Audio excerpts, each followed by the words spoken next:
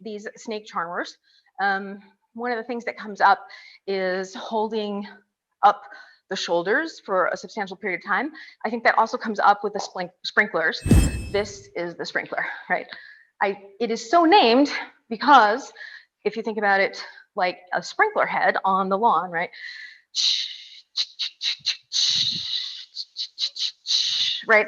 So when you think about the sprinkler head, the unit all moves together. So I want you to think about your arms as being locked in that position. So this is a place where you sort of are maintaining a frame like you would in ballet or some other dance form that has a more specific structure where you're holding yourself like this. You're rotating around the axis that runs through the top of your head down through your perineum. Imagine yourselves as one of those unicorns on a carousel, and that has a pole running through it. You're rotating around that pole, but your head is staying still while you're doing it.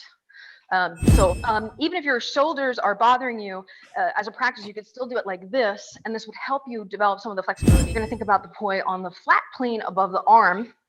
What I want you to do is spread your arms the full width, and then you're going to use the same Pilates posture with your feet.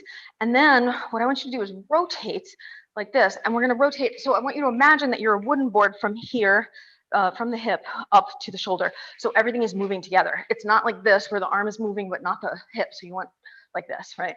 So we'll do 15 of these. And here we go. So left and right and 2 and right, 3, and keep the head looking forward. 4 and 5 and 6 and 7 and 8 and 9, 10, 11, 12, 13, 14, 15. Okay, and rest your arms for a second. Let me show you from the side. Ideally, the whole entire time your arms would be in this straight line.